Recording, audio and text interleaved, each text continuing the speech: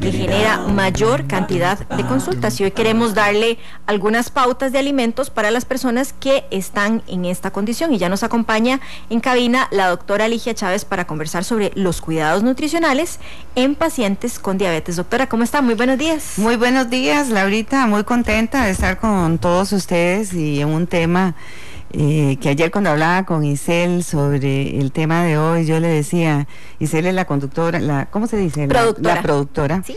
Le digo, Isel, es que ¿qué problema tenemos en Costa Rica más serio con la diabetes?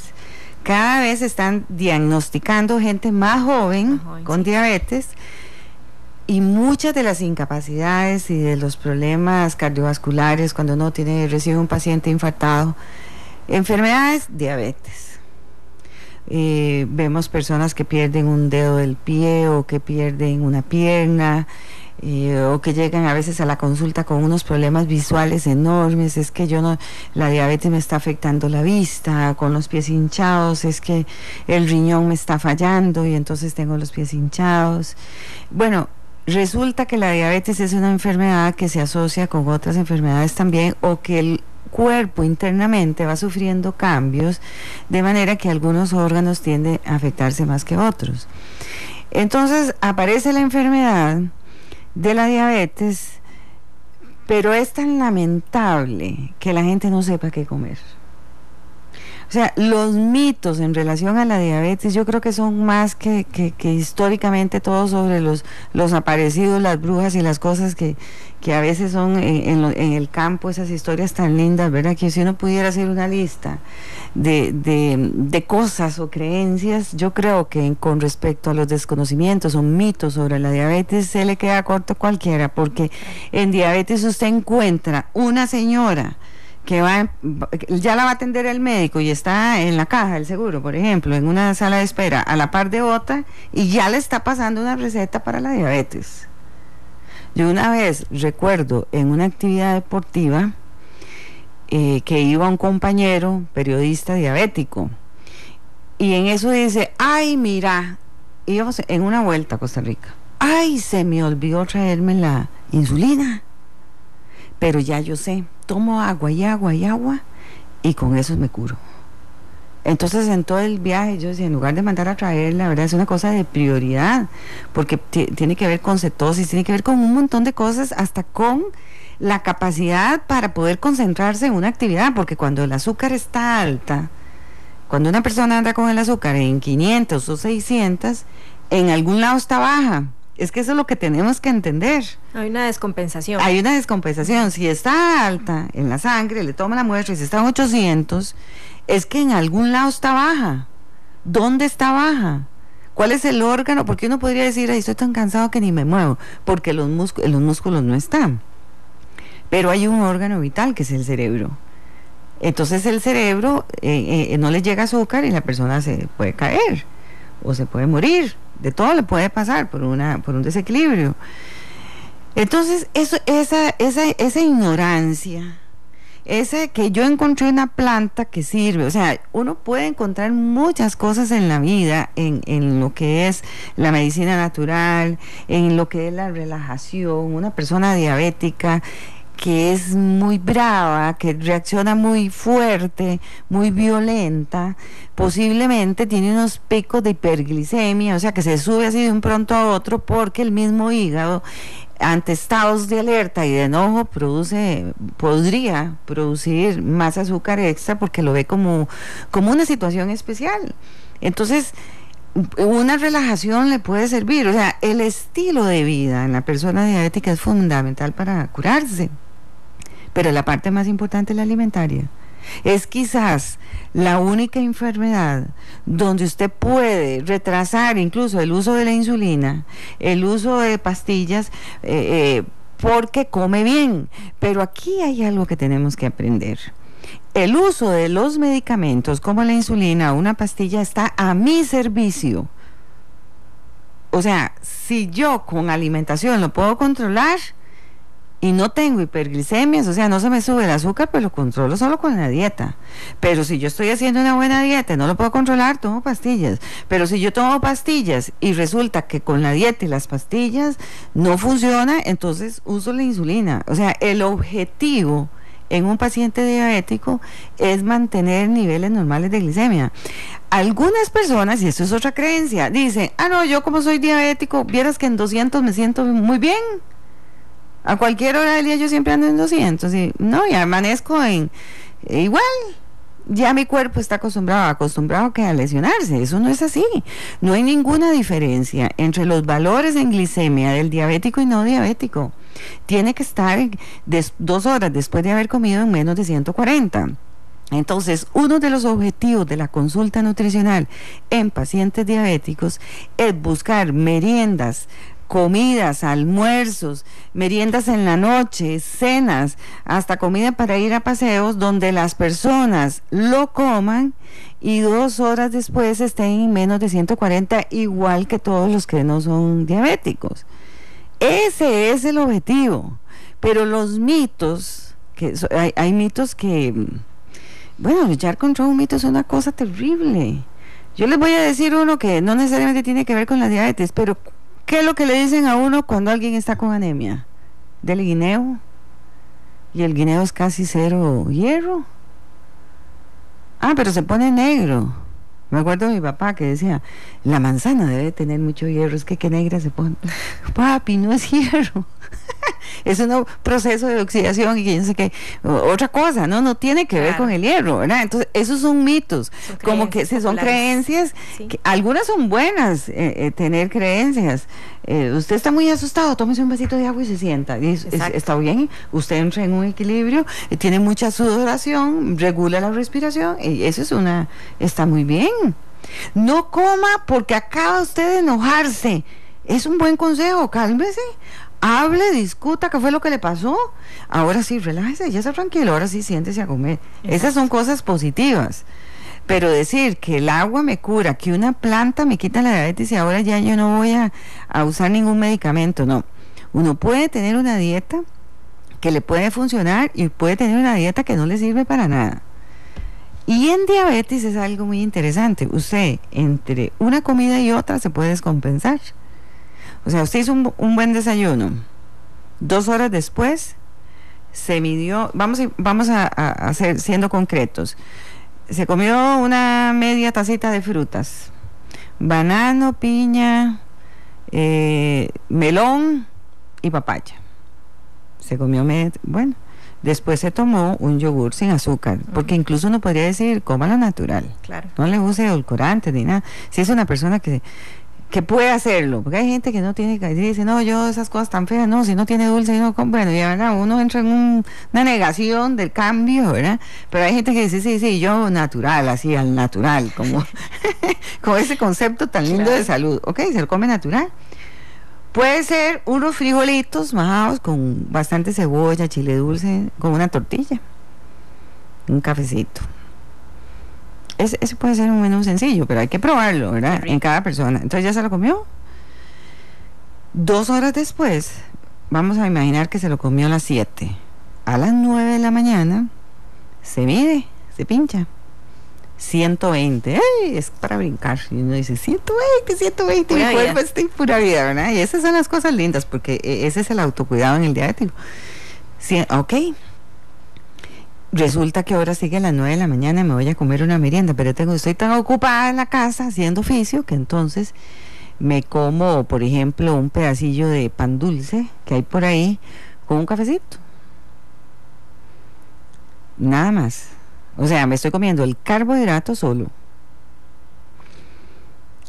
A las 11, eso es a las 9, a las 11 se lo mide, puede estar en 250. O sea, pasó 2 horas realmente mal y no lo sintió. A nivel sistémico se fue dañando todo. O sea, eso era una sangre espesa, con más azúcar, que iba lesionando por donde va a pasar. La sangre pasa por todo lado. Es el encargado de llevar nutrientes. Pues el azúcar ahí iba alta y fue ocasionando daño. Y la persona no se sintió mal. Es que ese es el problema, doctora. No se siente mal. No se sienten descompensados hasta determinado momento y ahí es cuando se da el daño a nivel interno. Sí, entonces llega el almuerzo y tampoco se da cuenta, porque puede ser que diga, ay, qué pereza, me cogió tarde, no hice ensalada. Tenía tanto oficio hoy, tuve que aprovechar el sol y tendré el lavar estamos hablando de las personas que están en la casa, que hay muchas mujeres y hombres que por alguna razón están en la casa y uno dice, es que si yo estuviera en la casa como muchas personas diabéticas, cuando yo me pensione sí me voy a cuidar, porque yo es que necesito tiempo para mí. Llegan a la casa y menos que tienen tiempo, pero ni siquiera las horas para tomar café. Entonces esa persona llega a almorzar y está tan en carrera que puso el arroz, los frijoles no estaban, se comió un poco de arroz, por ejemplo, ¿verdad? Sí. Le puso unos maduros, tal vez una torta de carne, tal vez no, ¿verdad? Comiendo mal, porque hay gente que cocina muy bien, pero para otros. O sea, que cuando llegue el que viene a almorzar, tenga la ensalada, tenga el arrocito, los frijoles, el picadillito, todo perfecto, ¿verdad? Un fresquito, casi sin azúcar, todo lindísimo. Pero para la persona que lo está haciendo, si es diabética, no necesariamente tiene el concepto de autocuidado. O sea, el estar yo en primera fila, ser yo la persona más importante en la vida, tiene que ser una característica del autocuidado de la diabetes. Y a veces los diabéticos llevan, por ejemplo, una mujer se levanta y va desayunando hasta que todos se fueron. Y lo que quedó no está planificado. Las frutas no alcanzaron, se las llevaron los chiquillos a las meriendas y a mí no me quedó. Entonces, ese desorden es lo que causa lesiones en el plato.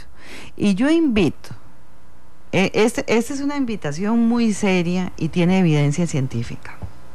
Yo invito a todas las personas a que se hagan la prueba del azúcar, de la diabetes. No necesariamente en ayunas, porque uno puede amanecer bien, pero todo el día pasa mal. Claro. Tiene que ir donde el médico y decirle, mire doctor, y en palabras sencillas, no tiene que aprenderse palabras complicadas. Yo necesito ver si tengo diabetes, si tengo eso que se llama azúcar, pero yo necesito que me haga la prueba para ver cómo amanezco y después de que desayuno para saber que la comida no me está haciendo daño, o sea que no se me quedó el azúcar alta. Yo necesito esas dos cosas. Entonces ya el mismo médico va a tener la responsabilidad de decir, ay, seguro esta persona está sospechando que hay una diabetes después de comer, eso se llama postprandial, y entonces le manda a hacer los exámenes que el médico considera, porque uno incluso le puede decir, doctor, es que a mí me encanta el pan con mantequilla y jalea. Y dicen que eso para los diabéticos, por tener pan y tener mermelada, y yo le uso 3 cucharadas de azúcar al café, yo un cafecín bien azucaradito, no, ese es el único cafecito del día, como hacen muchas personas. Yo solo uso azúcar con el café y es mi taza de la mañana y lleva 2, 3 cucharadas y yo lo siento riquísimo, lo hago desde que estaba chiquitillo en casa con mis padres. Y me como una mermelada, uso mucho la miel de abeja en una tostada también, muchas personas hacen eso, pero yo necesito saber si esa comida está bien. Claro. Y existen pruebas estándar que lo tienen muy regulado los laboratorios, donde le dan una bebida que simula toda esa comida, ¿verdad? Ya son datos estandarizados y entonces se mide 1 hora, 2 horas después a ver la respuesta. Esa es una invitación. Un día de estos, recibiendo a una persona que le dio un infarto, una mujer de 60 años que recién se acaba de pensionar y resulta que ya le dio el infarto. Y revisando los valores de hemoglobina glicosilada, ya les voy a explicar qué es eso, estaba en 13. Yo hace mucho no veía a alguien tan descompensado. Y entonces cuando yo vi 13 digo, bueno, le dio un infarto, pero qué mal andaba del azúcar. Claro. ¿Qué significa eso? ¿Qué significa ese dato? Es la memoria que tiene el glóbulo rojo, el eritrocito, ¿verdad? La sangre tiene una memoria de cuántos días en 3 meses estuvo el azúcar alta. Entonces ella tenía valores, se supone que tiene que ser 6 o menos de 6, ella tenía valores que duplicaban, que es cuando dice que esa persona seguro estaba sudorosa, dormía mal, tenía mucha sed, tal vez había perdido peso, no, pero había una sensación, y sí se sentía mal, pero tenía miedo de hacerse el examen. Si ella se le hubiera ocurrido ir a analizar el azúcar, posiblemente el doctor donde la ve, le toma la presión, empieza a darse cuenta, hubiera prevenido el infarto, digamos por lo menos quirúrgicamente, lo que sea, el médico hubiera hecho algo, porque un objetivo es que a uno no le dé un infarto, porque es una parte del corazón que se daña. Entonces lo hubiera hecho. O sea, siempre hay indicadores. Tenemos que aprender a escuchar el cuerpo. O sea, yo debo sentir que algo me está sucediendo e ir a buscar ayuda. Pero no lo confundamos con la parte emocional. Una cosa es que yo tenga problemas porque me despidieron del trabajo y no sé ni qué hacer y tengo cuentas, ¿verdad? Que esos son un estrés impresionante. Y la otra es que yo tengo una diabetes, que es una enfermedad que se puede controlar. Y como la diabetes va dañando tan poquito a poco, entonces la gente se atiene. Dicen que yo era diabético porque una vez me salió mal, pero ahora ya no lo soy. Entonces, eso no es así. Recuerde que la enfermedad, que ese es otro mito, la diabetes no es contagiosa. Porque uno podría decir, es que él es diabético y yo ando con él, seguro se me va a pegar a mí. Porque él toma gaseosa, yo tomo gaseosa. Él come chocolate, yo como chocolate. Eso ahorita me va a dar.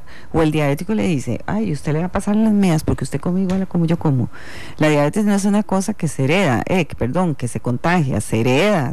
Sí se hereda porque puede haber genes a nivel familiar y todo.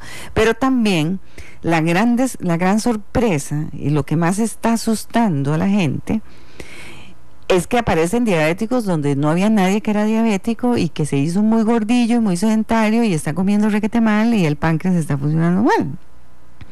O sea que un estilo de vida inadecuado puede llevar a la persona a desarrollar la enfermedad. Y yo a veces le digo a las personas que son diabéticas, mire, uno se pone ¿por qué me dio diabético? Voy a revisar en mi árbol genealógico ahí hasta 1600, a ver quién es. Eso no tiene ningún sentido. Claro. O sea, yo tengo que verme quién yo soy. Y me acuerdo visitar a una señora diabética que le habían amputado una pierna y llegaron como 5 o 6 hermanos a visitarla. Y la sorpresa era que todos eran diabéticos. Y no era la primera que había perdido la pierna. Entonces, eso puede ser asumido como algo natural. Exacto, lo ven como normal. Lo ven como normal. Claro, y todo eso y todo eso se puede prevenir. Por supuesto. Entonces, existe el mito que el diabético tiene que ir seguramente al supermercado donde dice comida para diabéticos y que va a vivir de eso. Eso no es así. Casi siempre los supermercados lo que tienen para diabéticos son postres, algunas veces de fructosa o algún edulcorante, un saborcito dulce, pero que no es azúcar, y eso es como un postrecito ocasional. Claro. Pero la alimentación base, las 2.500 calorías que uno debe comer por día, eso es comida. Entonces, la alimentación del diabético tiene que ser una alimentación saludable. No es que hay alimentos que están prohibidos para el diabético, sino que hay que comerlos dentro de un plan. Usted, un diabético, le puede dar hasta un postre azucarado, hablemos de la leche condensada que produce tantos desequilibrios, un postre, podríamos decir, muy delicado para un diabético, que es la leche condensada cuando se pone con ese cereal, que se hacen como bolitas para fiestas. Sí. ¿Por qué? Porque es un carbohidrato refinado y a la vez le estamos poniendo un azúcar muy concentrado y muy grasoso también. Entonces esto puede disparar una diabetes, puede ser alguna crisis, una emergencia. Pudiera ser que una persona pueda, dentro de una merienda o dentro de un almuerzo, algo que es más fuerte desde el punto de vista calórico a nivel digestivo, tenerlo como postre, comiéndose una buena ensalada, haciendo un buen balance, reduciendo un poquito carbohidratos, que la proteína esté presente, y se lo come y puede hacer que le caiga bien. O sea, ve el postre más complicado y el más delicado para ocasionar una crisis, puede hacer que esté dentro de una seguidita de comida, donde yo empecé con la ensalada, después seguí con esto, era agua, porque ahí estoy ahorrando carbohidratos, y entonces al final me comí ese postre. Pero la pregunta es, ¿cómo sé yo que ese postre de leche condensada con cereal no me causó daño? A las 2 horas, igual. Eso, exactamente, a las 2 horas usted se mide Y entonces hay gente que brinca y dice, porque esos registros yo los veo anotados. Exacto. ¿A cuánto le salió 2 horas después? Y me salió en 120, estoy feliz. Yo antes iba a emergencias al hospital porque me comía eso, una torta chilena con una gaseosa, manda un desorden metabólico a una persona diabética. Pero sí, lo metió ajustado dentro de un plan, sí se puede. Qué bueno. Entonces ahí empezamos a darnos cuenta que no existen alimentos malos, ¿verdad? No, y que a veces también los alimentos para diabéticos son más costosos incluso. Claro que son, y generalmente son muy grasosos. Muy grasosos. ¿No? Sí, para todas las personas que buscan información en internet está la Asociación Americana de Diabéticos, también está la Asociación Latinoamericana de Diabéticos, donde hay especialistas hablando del tema y con recetas y cosas muy lindas, ¿verdad? Pero cuando usted se pone a ver las recetas, es de eso, de la comida tica. ¿En qué sentido? Que todo lleva ajo, lleva chile dulce, lleva cebollita, lleva culantro, que los alimentos son frescos, que no son recocinados, que las cosas no son fritas, que son más a la plancha, que se usan especias. Y cuando usted empieza a hablar de eso, cualquiera dice, oye, pero un diabético puede comer todo eso. Entonces un diabético disfruta. Claro que puede, pero tiene que haber un balance. Por ejemplo, el pescado o el salmón, es muy caro el salmón, pero hablemos del salmón por los omega 3 y que es un protector cardiovascular. En un diabético, un salmón es una maravilla, pero un salmón que sea de 100 gramos o 120, dependiendo de la estatura de la persona, el ejercicio, algunas cosas. Pero si es el salmón de todo el plato, es ahí donde tenemos el concepto equivocado. Siempre el equilibrio, doctor. Tiene que haber un equilibrio. Esa es la palabra, Laura. Equilibrio a la hora de comer. El diabético no haría esos desórdenes metabólicos, ¿verdad? Ni esas emergencias si tuviera el equilibrio. Yo tuve una experiencia, yo recuerdo una niña, pero esa es una diabetes tipo 1, que yo decía, una chiquita que hacía ballet, lindísima la bulilla, bueno, ya, le dio la diabetes tipo 1 una crisis, triste, claro, uno se pone triste y todo. Pero la chiquilla amaba la leche condensada, o sea, como un niño que a los 8 o 9 años se tomaba la leche condensada en el pan y de un pronto a otro hizo una crisis, un debut, se enfermó, era un azúcar y ya tiene que usar directamente la insulina, no se puede negociar nada, diabetes tipo 1, no la 2. Entonces esa chiquilla ya no podía comerse las cosas como venía comiendo. Qué Ese difícil. Es un cambio muy difícil. Sí. Una chiquita de 9, 10 años, lindísima, y ella decide, bueno, con los papás seguir haciendo la danza. Pero ella siempre amaba la leche condensada, ella la amaba. Entonces llegó a hacer cosas que más de uno va a decir, bueno, yo me parezco a esa chiquita, ¿eh? Ella se medía con el glucómetro el azúcar, ¿verdad? El azúcar, no, en un máxima que lleva a hacer ejercicio, no puede estar en menos de 80. Tiene que estar como en 100 o 120 para iniciar un ejercicio. Y resulta que ella esperaba llegar a 40, casi ya descomponiéndose.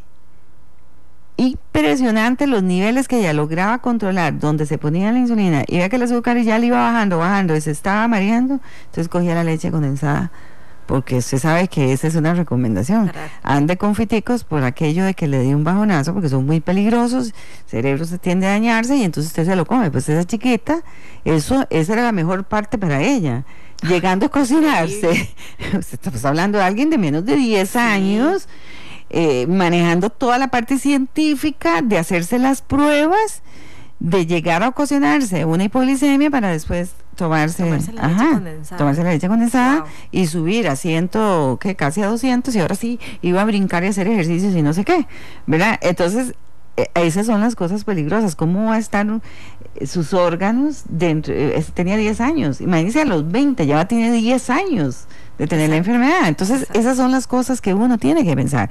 Y en gente vieja, ¿verdad? Ese es como el jalón de orejas para los grandotes, sesentones o cincuentonas que son diabéticas. Entonces se van para una fiesta y toman, o sea, usted a veces dice, aquí no hay nadie diabético, porque usted ve aquella fritanga y todo el mundo comiendo y el pedazo de queque y el cumpleaños y repiten y todo, y usted por el comportamiento no ve a nadie diabético. Bueno, habrán sus excepciones, pero uno dice, ¿qué pasó aquí? Claro.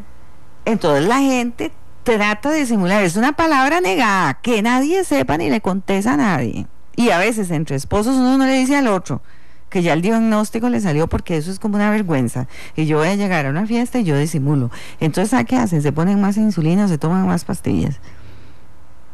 Sí, es jugar con la vida, doctora. Es jugar con la vida. Bueno, de momento tal vez no les ocasione un daño inmediato, pero hay que verlo a largo plazo, ¿verdad? Porque la expectativa de vida en nuestro país es muy alta. Entonces, si se están haciendo eso a los 60 años, tienen 20 años más por delante. Claro, o 25, claro. 30, porque la gente aquí es muy longeva en este país, gracias a Dios.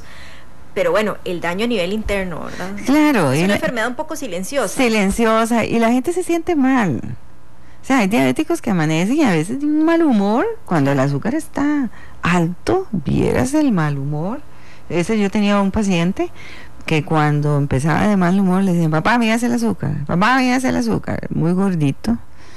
Imagínese, cuando usted ve un diabético gordito, ya usted sabe que no se está cuidando. El diabético tiene que tener un buen peso, pero un buen peso no por una cuestión estética. Es que si hay demasiada grasa, la misma insulina o el medicamento no funciona. Cuando el cuerpo está lleno de grasa, no funciona. Bueno, entonces hay que ponerse a hacer ejercicio definitivamente, no por la parte estética, sino por la parte de salud. 9:00 con 48 minutos. Muchas gracias por estar en sintonía de su revista de Mañana con Monumental. Hoy estamos conversando con la doctora Ligia Chávez sobre los cuidados nutricionales en pacientes con diabetes, y les recuerdo que usted puede llamar al 905-222-0000. Ya tenemos habilitada la línea telefónica por si usted desea realizar alguna consulta sobre este tema o cualquier otro aspecto del segmento de nutrición. Doctor, aquí tenemos algunos de los comentarios que nos están dejando nuestros oyentes, y nos comenta una de nuestras oyentes que cuántos vasos de agua se debe de tomar o puedo tomar al día, ya que en la tarde hago una rutina de ejercicios de 2 horas. Otra pregunta. Bueno, nos dice que si puede conversar sobre la cuculmeca, ¿para qué sirve y cuánto debo tomar, ya que dicen que es bueno para la anemia? Bueno, vamos a ver, la cuculmeca, hablando de mitos, plantas y demás. Sí, bueno, con respecto al agua, qué pregunta más valiosa, porque las últimas recomendaciones que vienen precisamente del Instituto del Deporte en Estados Unidos hablan de que las mujeres deberíamos de tomar mínimo 3 litros de agua al día y los hombres 4. Cuando uno se pone a ver eso, pues eso son un montón de vasos de agua. Las guías alimentarias para Costa Rica hablan de por lo menos 8 vasos, donde por la mitad, 4 deben ser de agua y 4 pueden ser de frescos. Eso le iba a preguntar, que si agua estrictamente.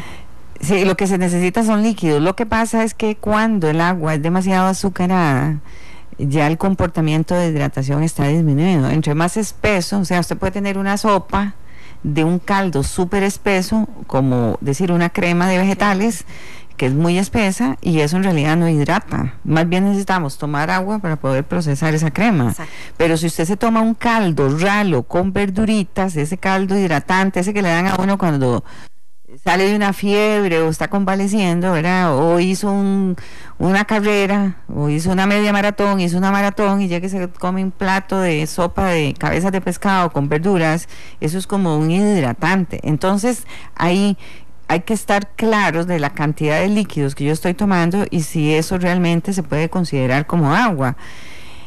Con respecto al clima, es que está en relación a la sudoración, al clima. Si una persona hace ejercicios, ese corazón está activo, es un corazón vital, un corazón fuerte, que está mejorando el funcionamiento a todo nivel. Entonces, como el metabolismo es como un carro, usted entre más lo usa, tiene que ponerle agua, porque aquel motor esté funcionando bien. Entonces, cuando se hace ejercicio, no es necesariamente durante el ejercicio que yo me tenga que tomar el montón de agua. Yo puedo hidratarme durante el ejercicio, pero en sorbos, de manera que yo no interrumpa el ejercicio y que no me cause ninguna sensación de malestar. Si no, puedo ir reponiendo con traguitos lo que yo estoy gastando, y dependiendo de la hora de duración, por ejemplo, si son 2 horas, uno tiene que tener ya un hidratante, no solo agua. La verdadera hidratación se da antes o después del ejercicio. Las personas que dicen: yo me pongo en una bicicleta de spinning a hacer ejercicio y yo me subo con 60 kilos y me bajo con 58, ahí estamos hablando de 2 litros de agua que perdió. Exacto. Entonces, ¿se podrá tomar los 2 litros de agua haciendo el ejercicio? Por supuesto que no caben. Entonces, ¿qué hace uno cuando una persona le dice que le dan esos niveles de deshidratación? Imagínense que estuviera haciendo en la calle. ¿Cómo va a llegar? No sabe uno si se va a caer de camino o no. Por lo menos en un spinning está sentado y está viendo el chorro de agua donde cae, de la sudoración. Pero si es en la carretera y hay aire fresco, donde a uno le está pegando y uno tiene una sensación de que está bien, y hasta pereza le da pasar por los puestos de agua, ¿qué va a suceder al final? Va a tener un daño y puede descomponerse. Entonces, en estos casos uno tiene que revisar la cantidad de minerales que está consumiendo durante todo el día. No necesariamente durante el ejercicio. Durante el ejercicio eso está muy regulado, no hay mucho que inventar. Usted se toma un suero, que hay algunos ya listos, de hambre fácil, por ejemplo, las personas que se van a hacer una carrera en Guanacaste, con una temperatura altísima, y ahí no tienen agua potable, las manos están sucias, puede ser ciclismo, o puede ser que están trotando, ¿verdad? Y entonces llevan ya las bebidas listas, selladas, en hielo, una bebida que pueda estar a 16 grados, ya es una bebida placentera a nivel de sentir ese placer, ¿verdad? Aún un suero sabe rico. O sea, se usan muchas técnicas, pero lo más importante cuando hay deshidratación durante el ejercicio es medir la cantidad de minerales en las comidas, la cantidad de frutas. O sea, yo tengo que preparar la alimentación de todo el día para que esos 2 kilos o 2 litros de agua que yo esté perdiendo se conviertan en 1. Ahí estoy logrando ya demasiadas cosas. Entonces, con esta pregunta no es fácil dar una respuesta porque está en relación a toda la dieta del día, pero sí podría decirle cosas básicas. Por ejemplo, de que estamos hablando de diabéticos que a veces tienen presión alta y están un poco descompensados. Uno podría usar la mano, ¿verdad? Que uno tiene 5 dedos. Bueno, mi papá tenía un primo que tenía 6. Bueno, hay casos especiales. Él tenía que tomar más agua. Más agua. Entonces, si tenemos 5 dedos, uno podría decir que son 5 vasos de líquido acompañando las comidas. Entonces, en el desayuno hay un vaso de líquido, en todas las comidas. Y podría entre los dedos meter otro vaso de pura agua. Entonces uno podría decir, ya tengo obligatoriamente 5 vasos de agua y 5 bebidas hidratantes ricas, un cafecito, no sé. Entonces yo puedo sumar eso y decir, ya por lo menos estoy cumpliendo los 10 vasos que mi cuerpo necesita, que sigue siendo mucho menos de las recomendaciones. Ahora, sería muy interesante si uno pudiera, y ya lo he hecho con algunas personas, algunos pacientes, que es poder nivelar el agua a cantidades ideales. Por ejemplo, los 3 litros, con un horario, como una especie de experimentación. Por supuesto que hay que bajar el sodio, porque si no la persona se siente que los anillos no le caben, ¿verdad? Si no, uno controla mucho los alimentos que tienen sodio, y entonces la sal y todo eso, ¿verdad? Una alimentación sana. El agua se aumenta siempre que se coma bien, porque si yo me como una palangana de chicharrones, yo no puedo aumentar el agua de esa manera. Puedo ocasionar un trastorno interno. Entonces, una alimentación saludable sube el agua y generalmente la persona experimenta pérdidas de peso cuando son obesos. Porque en el momento que usted mete el agua, el agua es como un regulador interno de apetito, del metabolismo, de las enzimas, del transporte de líquidos internos, todo. Las personas orinan como más rico, que dicen que orina más sabrosa, o sea, mi cuerpo está cambiando, hay una sensación de placer únicamente corrigiendo los problemas de agua. Bueno, muchas cosas se pueden hacer ahí. Qué bueno. Lo de la curcumeca, exacto. No sé nada. Okay. No sé nada de plantas. Yo una vez llevé un curso de plantas medicinales, me acuerdo en los años, hace mucho, en el Museo Nacional, porque me llamaba mucho la atención cómo tantas señoras recurren a eso. Y después de recibirlo y ir a Talamanca y ver cultivos, sigo con las mismas inquietudes y con las mismas dudas. Yo me acuerdo que en ese entonces, en la universidad, en la Escuela de Química, nos habían dado una conferencia de solamente 5 plantas. Estoy hablando de los años 90. Solo 5 plantas habían sido estudiadas y 3 eran cancerígenas. 3. Entonces, una era la borraja, si más no falla la memoria, y habían 2 más que no las recuerdo, y entonces a mí eso me asustó porque bueno, sobre todo a nivel de hígado. Sí, no inventes, Laurita. Bueno.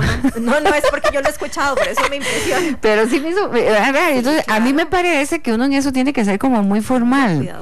Y les voy a contar algo para como quien dice, despabilarnos como seres humanos en esto del género. Hay una investigadora, Langer, que yo no sé si es un organismo internacional, le pide hacer una investigación sobre lactancia y ver quiénes le dan más leche materna, y dependiendo de los países, que si es niño o es niña. Qué interesante.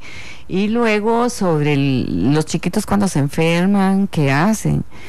¿Qué hacen las familias? Los llevan directamente al médico, le ponen pañitos de agua fría, le dan una gelatina con no sé qué, y ella empieza a hacer un estudio de género muy interesante, es un documento muy bonito.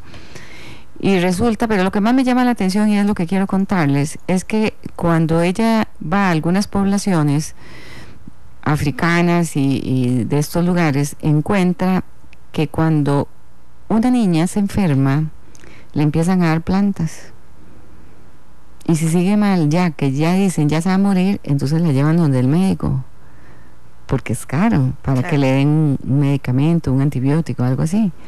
Y que cuando son hombres, eso es lo que ella describe, inmediatamente le dan el medicamento caro para que no se complique, no haya deterioro en su desarrollo y crecimiento, ¿eh?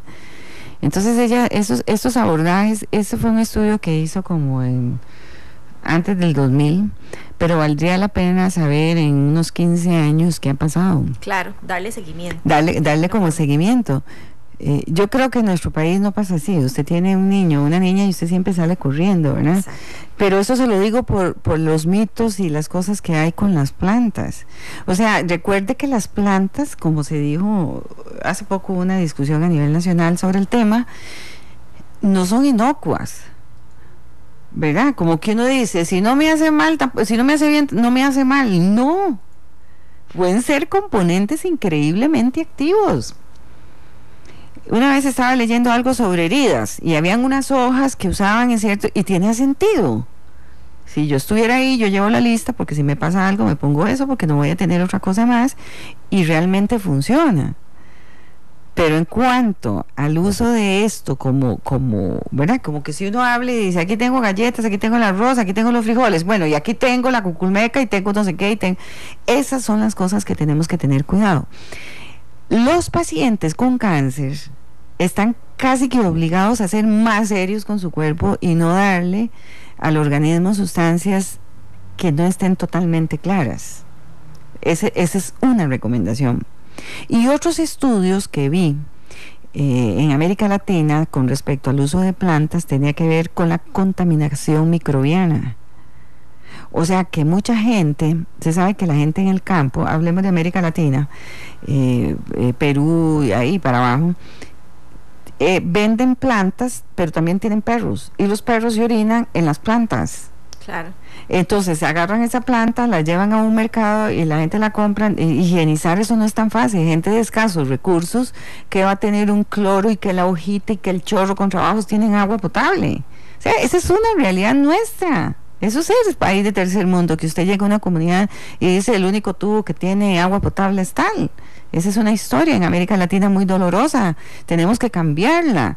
Pues resulta que esas personas con grandes problemas de contaminación y enfermedades, no por la planta, sino porque no existen técnicas como para poder limpiar algo de una orinada de perro que ha dado vueltas en un camión. O sea, hay condiciones, bueno, hay indios que no tienen ni defecan en cualquier lado, recogen la planta, y esa cadena de contaminantes es sumamente peligroso. Eso es para que pongamos atención, ¿verdad? Ese es un tema delicado. Había una historia bonita, una vez la vi en un congreso de nutrición en el altiplano en América del Sur, vendiendo por ejemplo carne de cerdo, y se le veían unas pelutillas y le llamaban con frutilla, que es una enfermedad sumamente peligrosa. Y entonces habían 2 precios de carne, uno con frutilla y otro que estaba limpio. No puede ser. El que tiene esa frutilla lo que se ha encontrado es que si usted la cocina bien, puede inactivar, pero imagínese, tiene que cocinarla muy, muy bien. Pero usted se está comiendo una cosa que es como una especie de un daño para el cuerpo. Sí, claro. Entonces esas cosas tenemos que cuidarnos. La ciencia o todo lo que es la farmacia y todo esto que ha surgido a través de las plantas es un tema sumamente valioso. No podemos descalificar la importancia de la medicina natural. Pero con respecto a mi salud, yo tengo que ver qué es lo que me sirve, y la consulta médica es fundamental. Un paciente diabético que le encante las plantas tiene que tener cuidado, y les voy a dar la recomendación del té.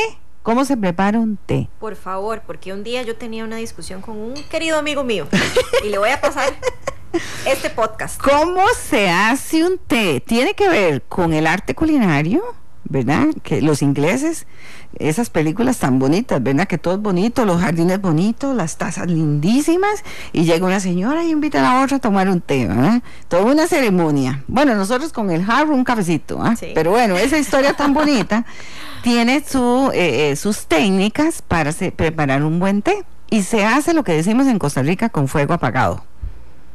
O sea, ¿cómo es eso? Fuego apagado. Vamos a imaginar que aquí vamos a poner un té en esta taza que tengo aquí.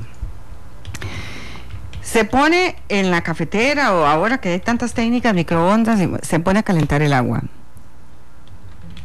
Y lo adiciono a una taza, o más práctico en la misma taza, porque dentro del arte del té, la taza debe estar caliente para que no le ocasione un cambio brusco.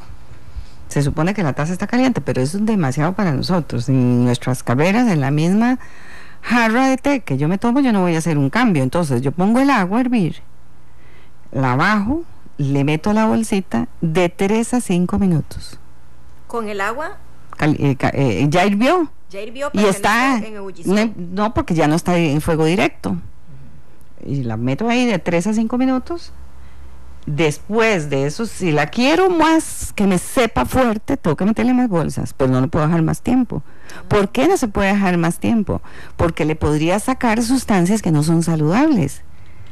¿Y a qué órgano es el que más daña esas sustancias que no son saludables? El hígado, que es el que metaboliza absolutamente todo. Entonces, muy importante seguir la técnica del té, ¿verdad? Y ahí es donde viene la gente diciendo, bueno, plantas medicinales, bueno, si este es un tecito, tómese un tecito. ¿Y cómo lo estoy preparando?